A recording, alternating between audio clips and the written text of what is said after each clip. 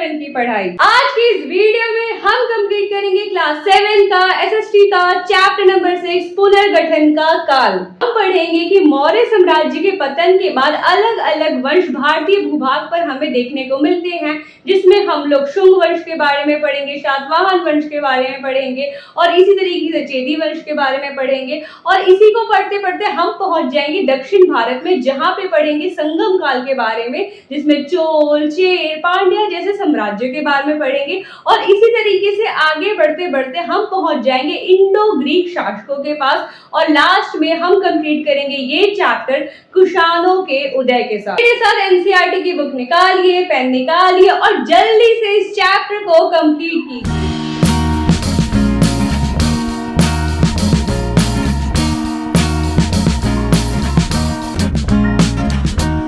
Chapter का नाम है पुनर्गठन का काल, जिसमें हमें पढ़ना है। इससे पहले के चैप्टर में हमने पूरा मौर्य साम्राज्य के बारे में पढ़ा था, बट होता क्या है 185 ईसा पूर्व सॉरी मैंने गलती से लिख दिया, ये पहले लिखा जाता था, बट अब जो न्यू हिस्ट्री जिस राइटिंग लिखी जा रही है उसमें यूज किया जा रहा है सामान्य संवत पूर्व। इसके बारे में मैंने आपको बता दिया था, नहीं समझ में आया तो कमेंट कीजिएगा, मैं शॉर्ट वीडियो डाल दूंगी। तो 185 सामान्य संवत पूर्व में मौर्य साम्राज्य का हो जाता है पतन। जो पूरे भारत में उस टाइम मौर्य साम्राज्य फैला हुआ था वो खत्म हो जाता है, उसका पतन हो जाता है और उसके बाद कई हमें नए नए राज्य देखने को मिले। इन नवीन राज्यों का निर्माण होने लगा, जिसमें शुंग काल, सातवाहन काल, चेदी वंश आदि शामिल थे और भी कई सारे वंश शामिल थे, चोल, चेर, पांड्या। तो ये सारे जो है भारतीय भूभाग पे हमें देखने को मिलने लगे।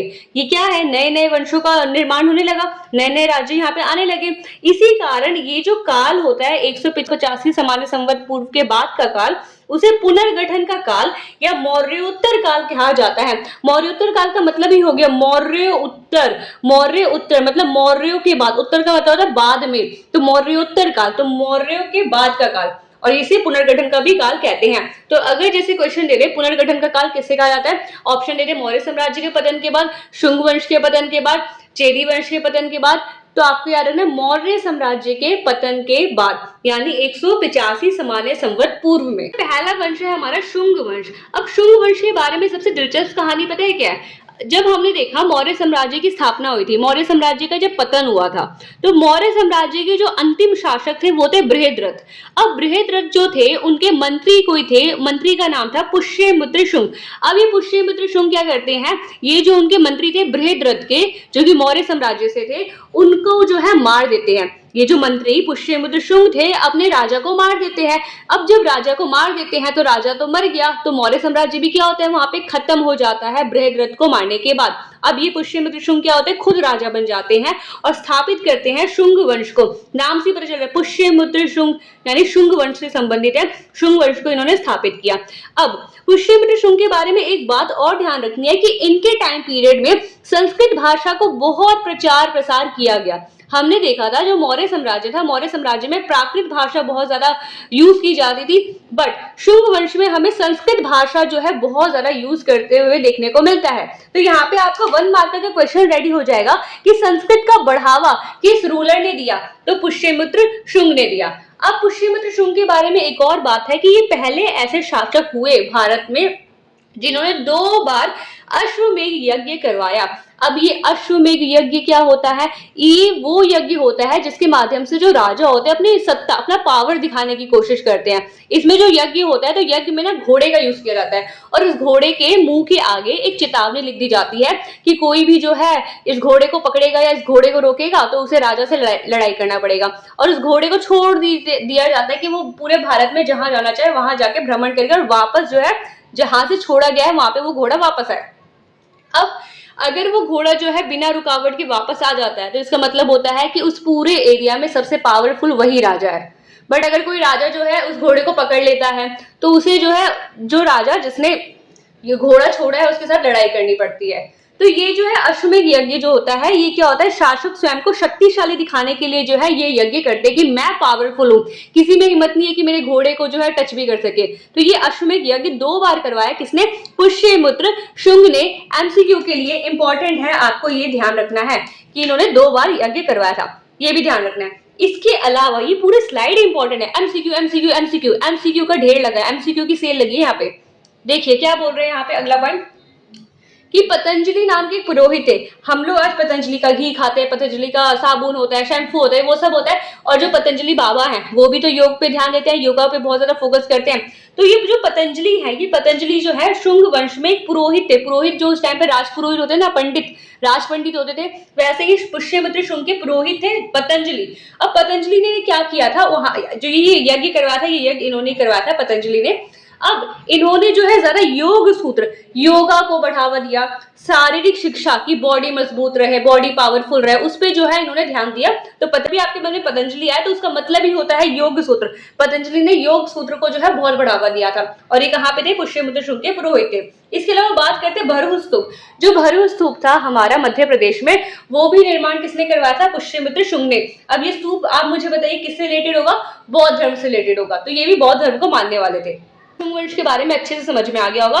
क्या क्या एक बार देखिए दोबारा से। शुंग वंश की स्थापना पुष्यमित्र शुंग ने की, संस्कृत को बहुत बढ़ावा दिया, 2 बार अश्वमेध यज्ञ करवाया, और ये यज्ञ किया पतंजलि ने। पतंजलि जो कि उनका पुरोहित था, और पतंजलि ने योग सूत्र दिया, बहुत योगा पे बढ़ावा दिया। इसके अलावा पतंजलि ने इसके अलावा जो शुंग वंश था, शुंग वंश में ही पुष्यमित्र शुंग ने जो है भरहु स्तूप, जो कि मध्य प्रदेश में है, उसका निर्माण करवाया था। जो आता है उसका नाम है सातवाहन वंश। सातवाहन वंश का हमें दक्कन के भूभाग पे देखने को मिलता है। जो दक्षिण वाला एरिया आता है ना भारत का, वहां पे हमें सातवाहन वंश देखने को मिलता है। जो महाराष्ट्र वाला, तेलंगाना वाला, कर्नाटक वाला रीजन है, वहां पे सातवाहन वंश का शासन होता था।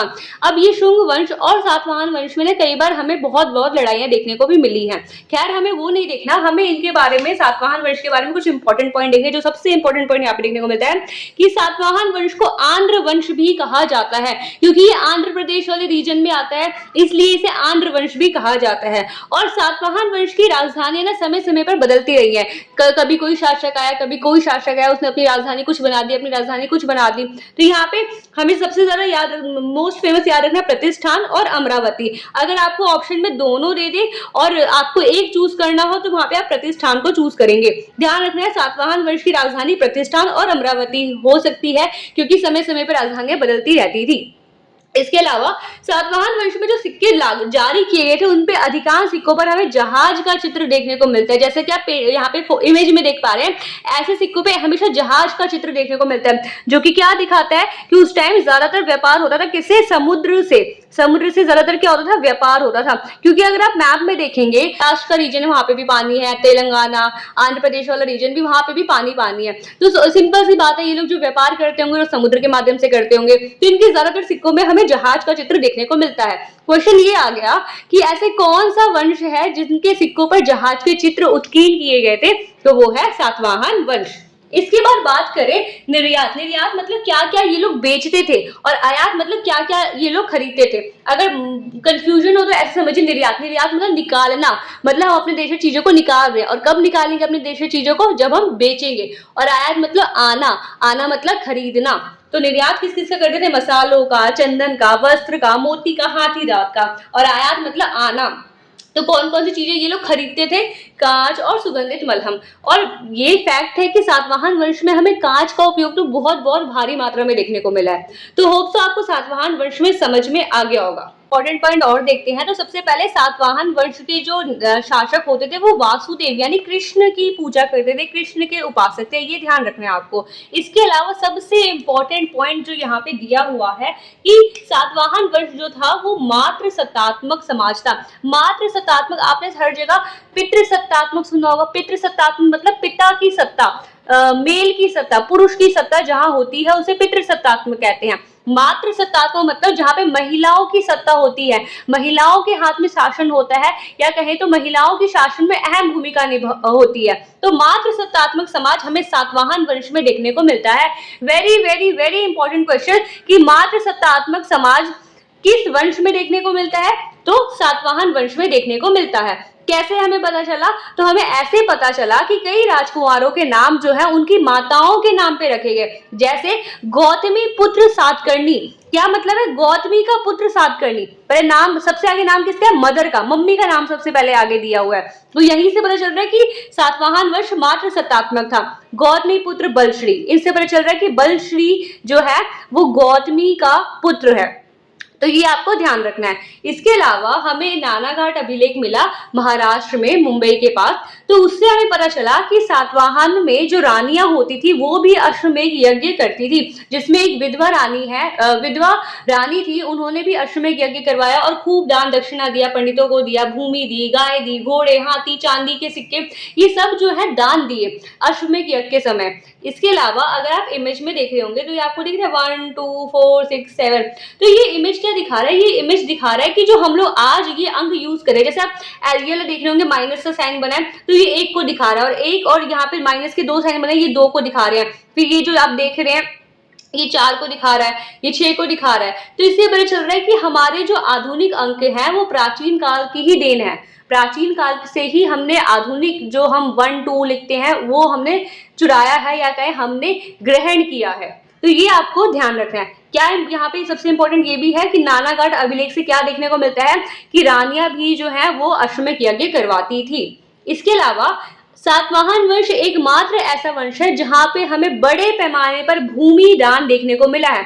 अच्छा, हमने ये देखा कि सातवाहन वंश ज्यादातर कृष्ण की पूजा करते थे, बट इन्होंने ब्राह्मणों को, जैन धर्म और बौद्ध धर्म के जो भिक्षु होते थे उनको भी बड़े पैमाने पर भूमि दान दिए, मतलब बहुत धार्मिक इंसान थे। आपको ये भी ध्यान रखना है कि भूमि दान सबसे ज्यादा किस वंश ने दिया? सातवाहन वंश ने दिया। इसके अलावा ये तो रही पूरे सातवाहन वंश के बारे में। इस टाइम पे आपको ये भी ध्यान रखना है कि सातवाहन वंश ने कई सारी कलाकृति, कई सारे पेंटिंग्स, कई सारे चित्रकारी जो है बनाए हैं, जैसे कि कार्ले की गुफा हो गई। इसके अलावा पीतलखोरा गुफा हो गई। पीतलखोरा गुफा जैसे आप देख पा रहे हैं, ये जो गुफा है ये यक्ष की मूर्ति से हमें देखने को मिली, जिसे सातवाहन काल में एक सुनार ने बनवाया था। इतना इंपॉर्टेंट नहीं है, बस आपको ध्यान रखना है कि इस टाइम पे भी कई सारी मूर्तियां बनाई गई, कई सारी वेदिकाएं बनाई गई थी, और कई सारे सिक्के भी इस टाइम पे हमें देखने को मिले हैं। इसके बाद देखिए कि सातवाहन वंश बहुत अच्छा है। सातवाहन वंश जो है बहुत लंबे समय तक जो है इसका शासन रहा भारत में, बट एक समय के बाद सबका पतन होता है, सबकी लाइफ एंड होती है। इसी तरीके से सातवाहन वंश का भी पतन होता है। क्यों पतन होता है? ये 3 कारण मैंने यहाँ पे दिए हैं, आपको याद कर लेना है। पहला, शासन की दुर्बलता। अब एक टाइम के बाद अगर मान लीजिए कि जैसे हमने देखा मौर्य साम्राज्य में सबसे तेजस्वी हमें अशोक देखने को मिले, बट उसके बाद जितने भी शासक आए क्या वो इतने तेजस्वी थे, उतने इंटेलिजेंट थे, या कहें उतने ताकतवर थे, या उतने मैच्योर थे जिन्होंने शासन को आगे बढ़ाया? बिल्कुल भी नहीं। अशोक हमें ज्यादातर देखने को मिलते हैं कि ज्यादा ताकतवर थे। उसी तरीके से सातवाहन वंश में भी एक टाइम ऐसा है जहां शासक जो है बहुत दुर्बल मतलब उतने शासन चलाने में योग्य नहीं थे, तो इस कारण भी सातवाहन वंश का खत्म हुआ। इसके अलावा आर्थिक पतन, पैसों की तंगी आ गई पूरी व्यवस्था में, इस वजह से खत्म हो गया सातवाहन वंश। इसके अलावा नए नए राज्य का उदय हुआ। सातवाहन वंश के बाद भी ना कई सारे जो हम देखेंगे दक्षिण में चोल, चेर, पांड्य जैसे राज्य उदित हो रहे थे, बढ़ रहे थे, तो इस वजह से भी सातवाहन वंश जो है यहाँ पे खत्म हो जाता है। वो है चेदी वंश। चेदी वंश हमें कहाँ देखने को मिलता है? कलिंग।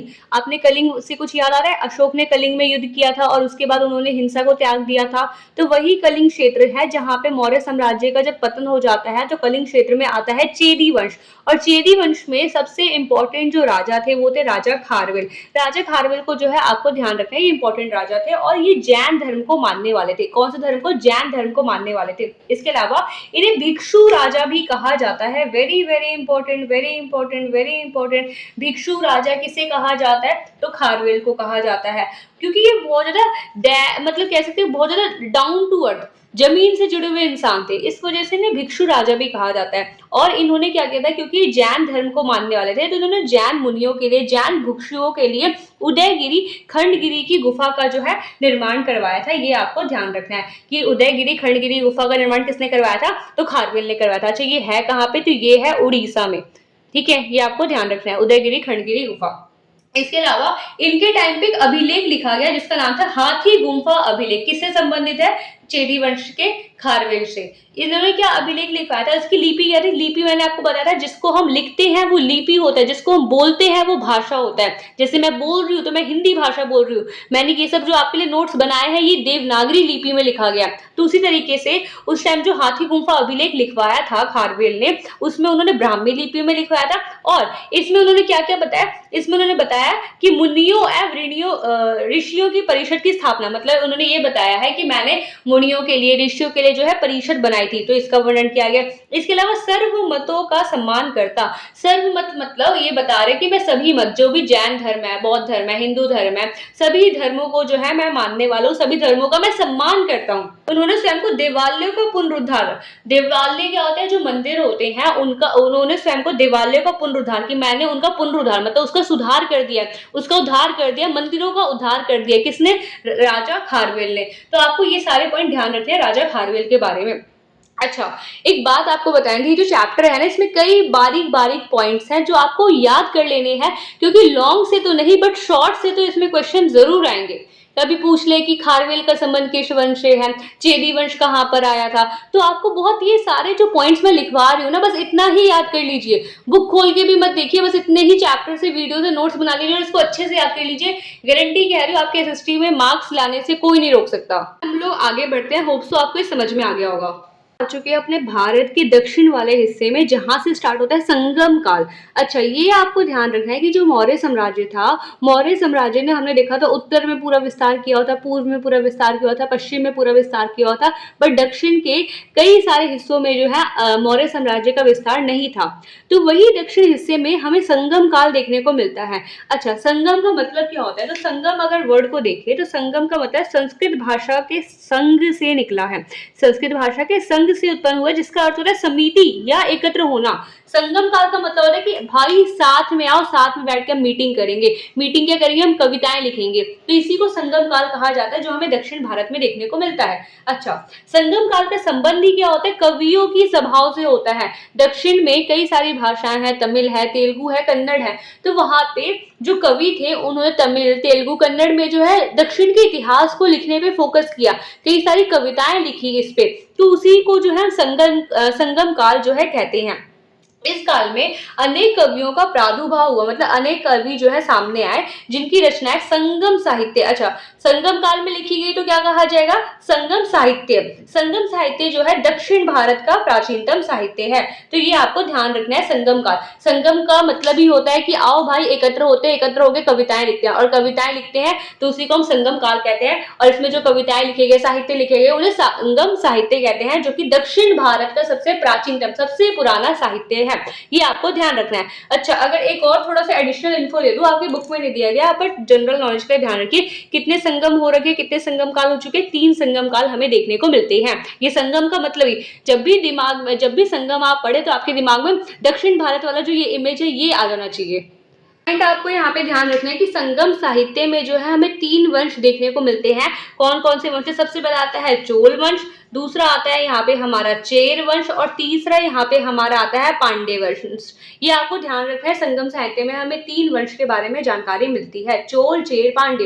क्वेश्चन ऐसे पूछ ले कि संगम साहित्य में किन वंश का वर्णन नहीं मिलता, और ऑप्शन दे चोल, चेर, पांड्य, चेदी, तो आपको ध्यान रखना, चेदी का वर्णन नहीं मिलता, इन्हीं तीनों का वर्णन हमें देखने को मिलता है। तो पहला वंश हमें पढ़ना है वो है चोल वंश। चोल वंश के बारे में आप ये ध्यान रखिए कि जो चोल, चेर, पांड्य वाला जो राजवंश दक्षिण में हमें देखने को मिले, उसमें सबसे शक्तिशाली जो है वो चोल वंश ही थे। क्योंकि अगर हम देखें, जैसे हमें बताया गया बुक में कि एक करिकल चोल नाम के एक राजा थे, इन्होंने क्या किया था, इन्होंने चेर और पांड्य की जो सेना थी उनको हराया।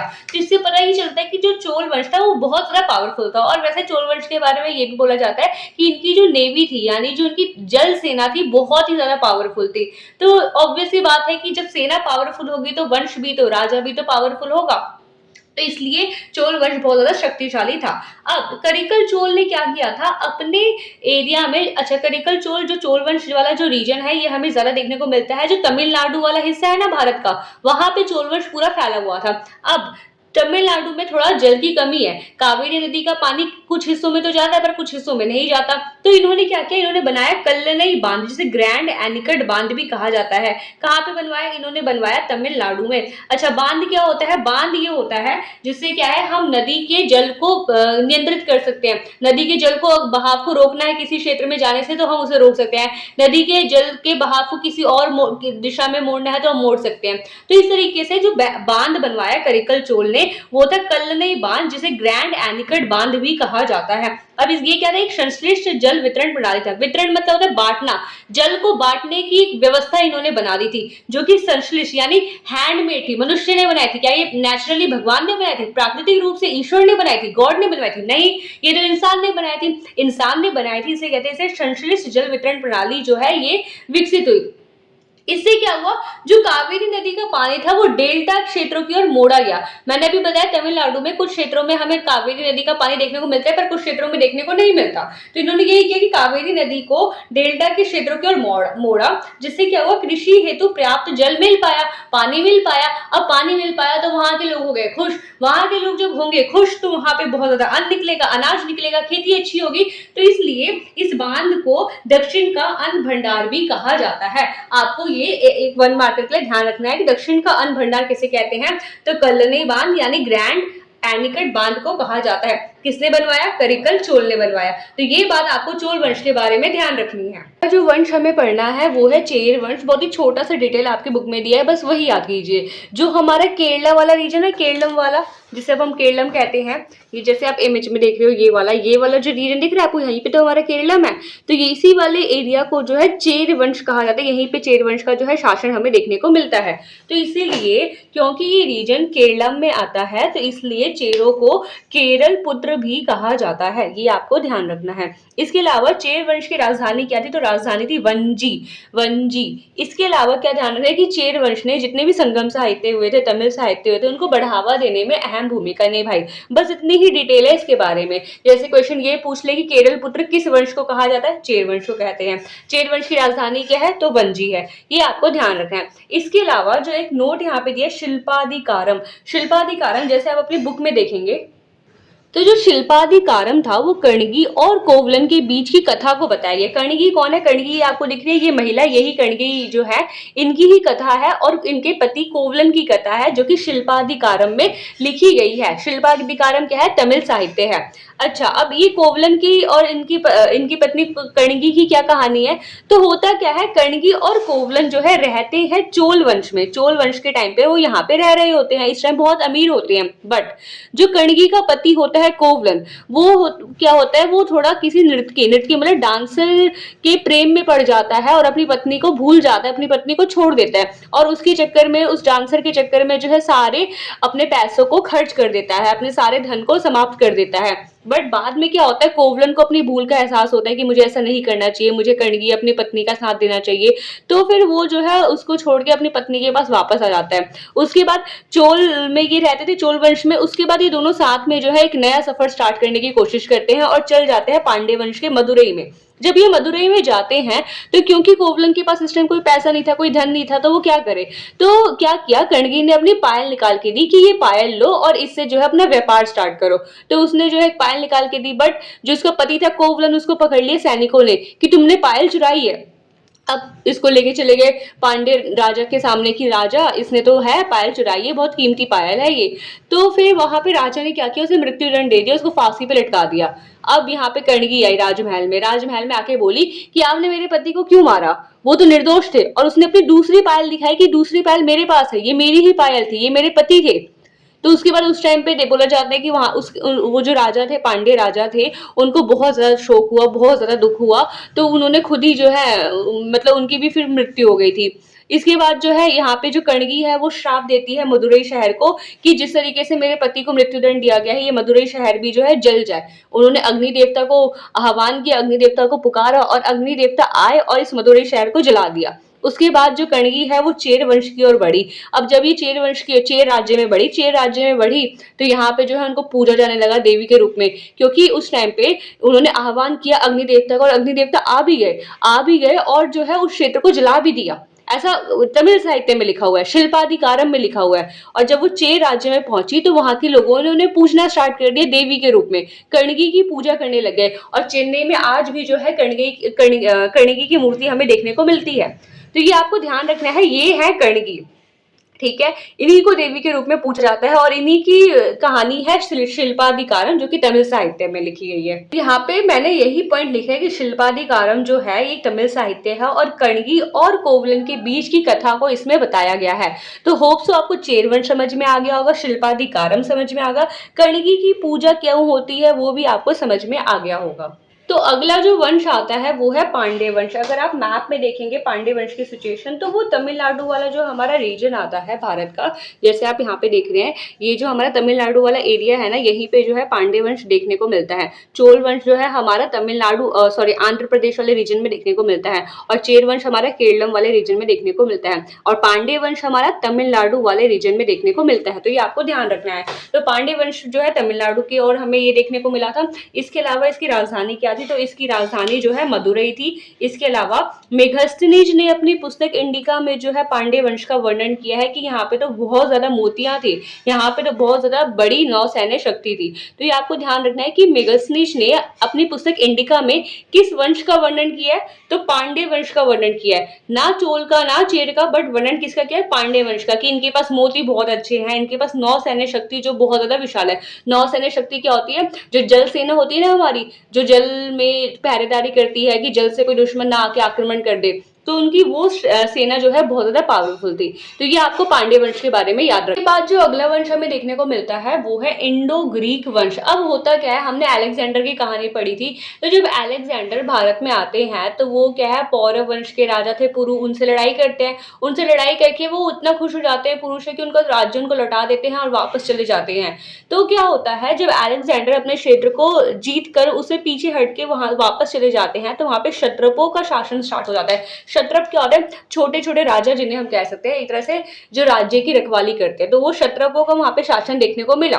अब ये क्षत्रप जो है वो स्वतंत्र राज्य स्थापित करने लगे। पहले तो एक ग्रुप में होते थे क्षत्रप, बट इन्होंने क्या अपना एक अलग राज्य बनाना स्टार्ट कर दिया और इन राज्य में अपना शासन स्टार्ट करने लगे, अपने आप को राजा बनाने लगे। तो यहीं से इमर्ज हुए, यहीं से हमें सामने देखने को मिलते हैं इंडो ग्रीक शासक। इंडो ग्रीक शासक भी पहले क्षत्रप थे और बाद में जो है उन्होंने अपना खुद का शासन, खुद का राज्य स्थापित किया, जिस कारण इन्हें इंडो ग्रीक कहा जाता है। अच्छा, इंडो ग्रीक का मतलब क्या, इंडो मतलब इंडियन और ग्रीक मतलब क्या होता है, जो ग्रीक प्रदेश से आए हैं। तो इंडिया के रीजन में ग्रीक प्रदेश से आए हुए लोगों ने शासन किया, इसलिए इसे कहते हैं इंडो ग्रीक राजा। इसमें एक और बात ध्यान रखनी है कि जब ये ग्रीक लोग इंडिया में आए और उन्होंने इंडिया के कल्चर को देखा, तो वो उससे इतना खुश हुए, इतना इंप्रेस हुए कि उन्होंने इंडिया के कल्चर को भी अपनाया और साथ ही अपने कल्चर की भी कुछ चीजें हमें दी, अपनी संस्कृति की भी कुछ चीजें हमें दी। जैसे यहाँ का कल्चर क्या है, अपना भारतीय कल्चर क्या है कि हम जो है प्रणाम करते हैं, हम सूर्य देवता को पूछते हैं, हम ईश्वर को पूछते हैं, माता पिता का रिस्पेक्ट करते हैं, मम्मी पापा का रिस्पेक्ट करते हैं। तो ये अपने इंडियन कल्चर है। तो और यहाँ पे ये है कि यहाँ पे जो है खुश होते हैं, दूसरों के दुख में जो है दुखी होते हैं। तो ये अपनी भारतीय कला से जो है ये ग्रीक लोग इतना प्रभावित हुए कि यहाँ की संस्कृति को उन्होंने अपनाना स्टार्ट कर दिया। जैसे हम लोग तिलक लगाते हैं, माथे पे तिलक लगाते हैं ना, तो वैसे इन्होंने भी लगाना स्टार्ट किया। तो खैर ये तो इतना इंप्रेस हुए, इतना इंप्रेस हुए कि इन्होंने अपनी हमारी भारतीय संस्कृति को अपनाया और अपनी ग्रीक संस्कृति का भी प्रभाव इधर छोड़ा। जैसे हेलियोडोरस स्तंभ जैसे आपको इमेज में दिख रहा है, जो कि मध्य प्रदेश में है, ये भारतीय और ग्रीक संस्कृति का बहुत ही बेस्ट एग्जांपल है। तो इसमें बस आपको ये ध्यान रखना है हेलियोडोरस स्तंभ क्या है, तो ये मध्य प्रदेश में है। किसकी संस्कृति का इसमें देखने को मिलता है, इसमें भारतीय और ग्रीक संस्कृति का मिश्रण देखने को मिलता है। इसके अलावा जो सबसे इंपॉर्टेंट है यहाँ पे इंडो ग्रीक सिक्के। इंडो ग्रीक सिक्के जो है यहाँ पे सोने, चांदी, तांबा और गिल्ट धातु के बनाए गए। इसमें सोने के भी सिक्के थे, चांदी के भी सिक्के थे, तांबे के भी सिक्के थे।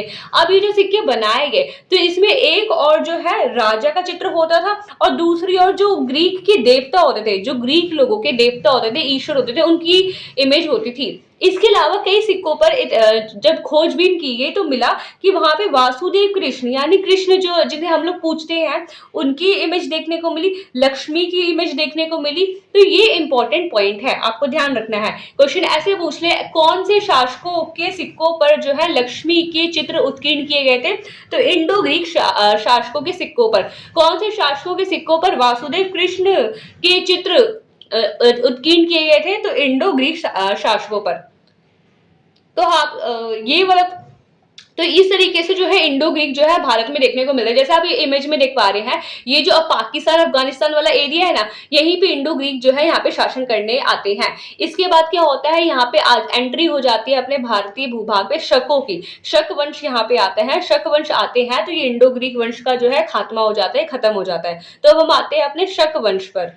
हमें देखने को मिलता है जिसे शक वंश या इंडो सीथियन वंश कहा जाता है। अब ये आए कहाँ से थे, तो ये आए थे ईरान से, इसी वजह से इनको सीथियन भी कहा जाता है और इन्हें शक वंश भी कहा जाता है। ये जो इंडो ग्रीक अभी हमने पढ़ा, इंडो ग्रीक को खत्म करने के बाद ये शक वंश हमें देखने को मिलते हैं भारत के उत्तर पश्चिम एरिया में। अब सबसे इंपॉर्टेंट बात जो आपको याद रखनी है वो है शक संवत, बहुत इंपॉर्टेंट है ये। अब जब शक आए तो इन्होंने यहाँ पे अपना कैलेंडर स्टार्ट कर दिया, शक संवत जिसे कहा जाता है, शक संवत पंचांग जिसे कहा जाता है। अच्छा, हम लोग जो कैलेंडर यूज करते हैं जिसके अकॉर्डिंग अभी हम देख रहे हैं कि अभी हम 2026 में जी रहे हैं, फिर अगले साल 2027 आएगा, तो ये कौन से कैलेंडर के बेसिस पे, ग्रेगोरियन कैलेंडर जिसे इंग्लिश कैलेंडर कहा जाता है, ये इंग्लिश का कैलेंडर है, ठीक है।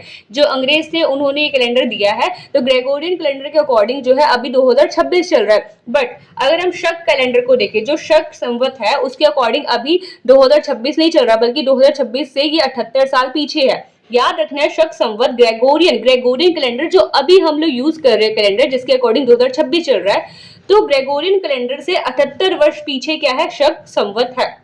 इसे जैसे एग्जाम्पल के थ्रू समझिए, जैसे अभी हम चल रहे हैं ग्रेगोरियन कैलेंडर के अकॉर्डिंग 2026, बट शक संवत के अकॉर्डिंग अभी क्या है, 78 माइनस कर देंगे तो हमारा यहाँ पे जो है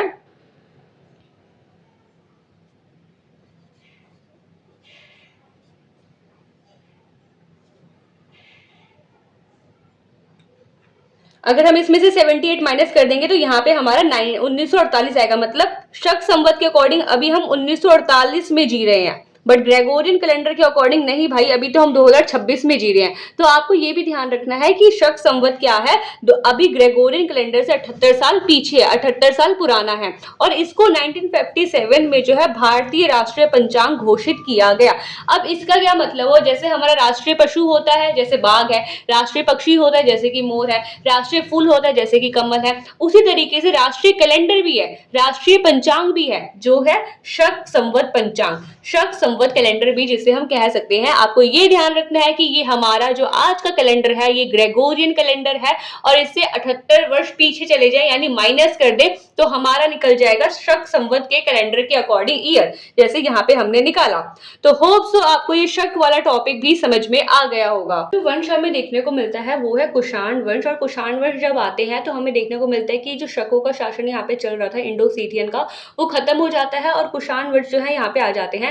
कुषाण वंश का टाइम पीरियड बहुत इंपॉर्टेंट है क्योंकि यहाँ पे कई सारे चेंजेस को भारत में लेकर आते हैं, भारत में हमें देखने को मिलता है।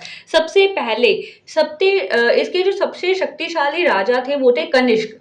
कनिष्क बहुत शक्तिशाली थे। क्वेश्चन ये पूछ ले कि कुषाण वंश के सबसे शक्तिशाली शासक कौन थे, कनिष्क थे, या ये पूछ ले कनिष्क का संबंध किस वंश से है, तो आपको याद है कुषाण वंश से है। इसके अलावा कनिष्क ने उपाधि ग्रहण की थी महाराजा राजाधिराजा देवपुत्र।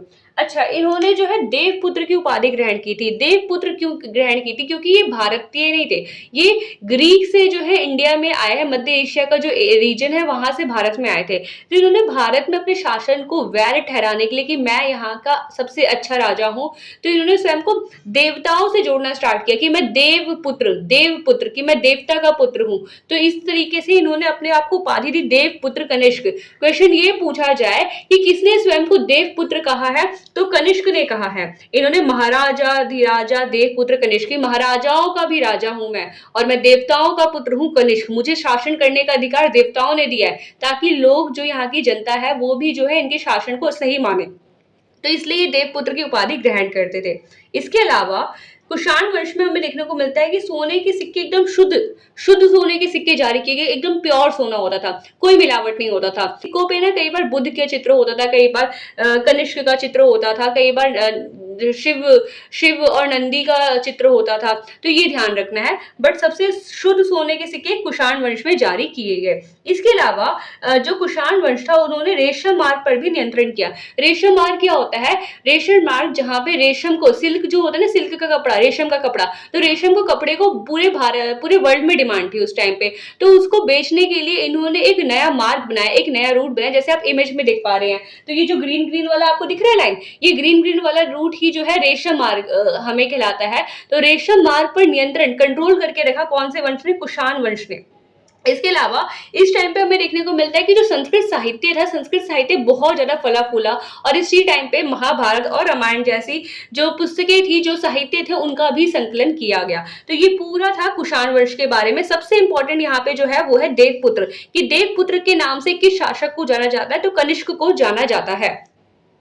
पहुंच चुके चैप्टर के लास्ट टॉपिक पे, जिसमें हमें डिस्कस करना है कला शैली के बारे में। अब कला शैली का मतलब क्या होता है? तो जिस शैली में, जिस तरीके से मूर्तियों का निर्माण किया जा रहा था कुषाण वंश के टाइम पीरियड में, तो उसके आधार पे यहाँ पे दो शैलियां हमें देखने को मिलती है। एक है गांधार शैली और दूसरी है मथुरा शैली। इसका मतलब ही हुआ था कि अगर गांधार शैली में कुछ मूर्तियां बन रही हैं तो उसमें जो है थोड़ा चिकनाहट पे जोर दिया जा रहा है।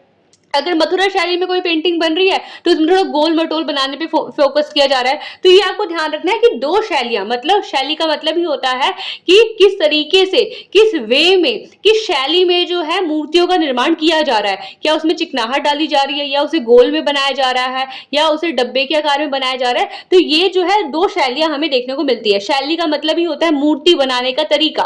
तो इसमें सबसे पहले गांधार शैली को पढ़ते हैं। तो ये हमें पंजाब के पश्चिम भाग में विकसित हुई देखने को मिलती है। और ये मथुरा शैली, नाम से पता चल रहा है मथुरा, तो यानी मथुरा में विकसित हुई होगी। मथुरा कहाँ पे? उत्तर प्रदेश में। तो ये उत्तर प्रदेश के मथुरा में विकसित हुई है।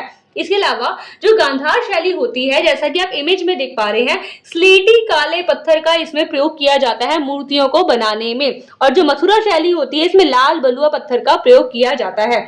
अब जो गांधार शैली है उसमें ज्यादातर मूर्तियां जो बनाई जा रही हैं वो बुद्ध की बनाई जा रही है। बट अगर हम मथुरा शैली में देखें तो मथुरा शैली में हर देवता की, चाहे वो वासुदेव की बनाई जाए, चाहे वो लक्ष्मी की बनाई जाए, चाहे वो बुद्ध की बनाई जाए, चाहे वो जैन धर्म के भिक्षुओं की बनाई जाए, तो हर ईश्वर को, हर भगवान की मूर्तियां मथुरा शैली में बनाई जाती हैं। बट गांधार शैली में मेनली फोकस जो है बुद्ध की मूर्तियों को बनाने पे किया जाता है। और जो बुद्ध की पहली मूर्ति थी वो मथुरा शैली में बनाई गई थी। ये आपको ध्यान रखना है।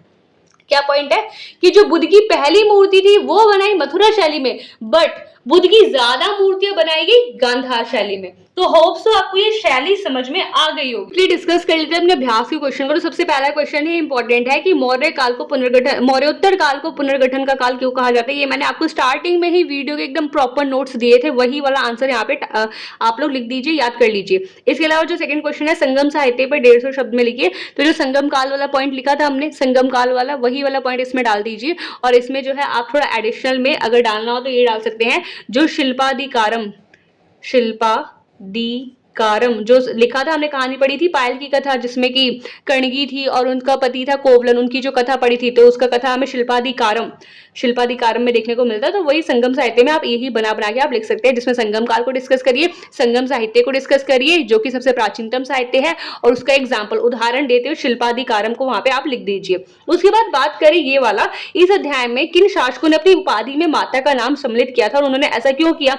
तो आप मुझे बताइए, गौतमी पुत्र सातकर्णी, गौतमी पुत्र बलश्री, ये किन शासकों ने यूज किया था? तो ये यूज किया था सातवाहन शासकों ने। तो आपको ध्यान रखना, सातवाहन वंश में जो है माता का नाम यूज किया जाता था, क्योंकि समाज मात्र सत्तात्मक था। फोर्थ क्वेश्चन की बात करें तो फोर्थ क्वेश्चन इंपॉर्टेंट नहीं है, नहीं करना। पांचवें क्वेश्चन की बात करें, नहीं करना। छठे क्वेश्चन में क्या बोला गया? आपने मौर्योत्तर काल में कलात्मक विकास के विषय में पढ़ा। तो भारतीय, इसमें क्या है, इतना इंपॉर्टेंट नहीं है, बस आपको याद रखना है कि दो कला शैली हमें देखने को मिलती है, जो भी हमने डिस्कस की, गांधार शैली और मथुरा शैली, और उसी को थोड़ा बहुत बना के आपको लिख देना है, जो आपको मैंने नोट्स भी दिया था अच्छा सा। तो होप सो आपको ये चैप्टर समझ में आ गया होगा। हाँ, आपका आज का होमवर्क मुझे कमेंट करके जरूर बताइएगा कि 5 में से आपके स्कोर कितने रहे, और इसका आंसर आपको हमारे व्हाट्सएप चैनल से मिल जाएगा, जिसका लिंक डिस्क्रिप्शन में दिया गया है। ये वीडियो कमेंट करके जरूर बताएं चैप्टर समझ में आया नहीं, ये बताइए, कोई डाउट हो, सजेशन हो तो कमेंट जरूर कीजिए। और तब तक के लिए जुड़े रहिए सोशल सूत्रा 2.0 के साथ, कि यही वो चैनल है जहाँ पे सोशल साइंस पढ़ाई नहीं फील कराई जाती है। तो सब्सक्राइब कर लीजिए सोशल सूत्रा 2.0 चैनल पे और हमारे साथ जुड़े रहिए। Thank you so much. जय हिंद। सोशल सूत्रा।